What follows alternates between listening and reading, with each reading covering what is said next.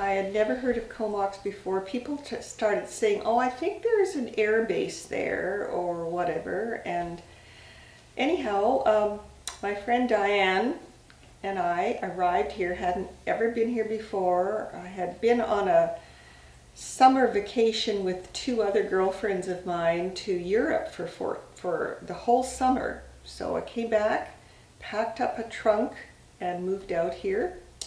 We arrived in Courtenay, and the only hotel I think was the Arbutus Hotel, and it was pretty small. And we thought, what have we got ourselves into? So I was stuck with the job, and my friend could not get a job, so I was left on my own. However, I found it quite easy to make new friends, and I quite enjoyed the little school and the principal and what all. And they used to have all of these. There were a lot of teachers from out of the country, from England, Australia, everywhere. That's where, like, Martin and Cynthia Davies, they all came at that time. And there used to be a lot of parties on the weekend out of somewhere near Royston in a house, I forget where. And everybody would get together and just party. It wasn't like a real booze party or anything. We just had fun and danced. And anyhow, there was always a lot of women around, and there were never enough men. So someone said, well, somebody must know some local men around here. And someone said, well, I know two of them, and that was Ed and his friend Jack Eisner. So they started coming along. Right. Well, she told a little bit about the idea of having these people coming from all over the country. I mean, for teachers, and there was abundance of teachers, and they were looking for men, so we were fortunate to get there with these and have parties and that, and fun parties, and yeah, so I had my eye on Helen, no doubt about that. But I was I can't say the word popular, but I was getting a lot of dates, and so I wasn't that interested in anything particular.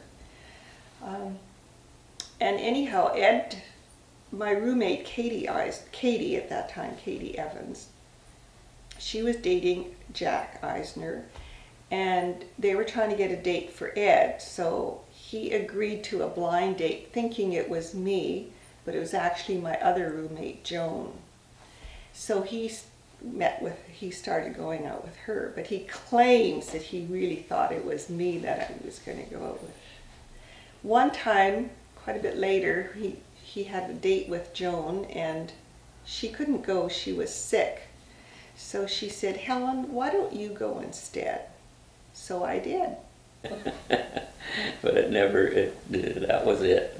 We were smitten. And then he pursued me.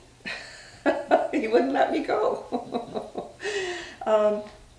I guess I started dating him then, and I realized what kind of a neat guy he was, and how loving and accepting. And he proposed to me quite early, and I hesitated, but I think he was afraid that if I was going to go back to Edmonton, that would be the end. He wouldn't see me again. Yeah, in the apartment, they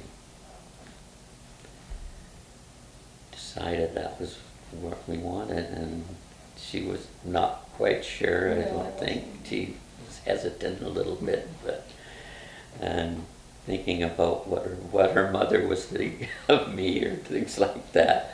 But knowing my parents, she knew that was a plus, definitely a plus, because they were very accepting and really liked her right away.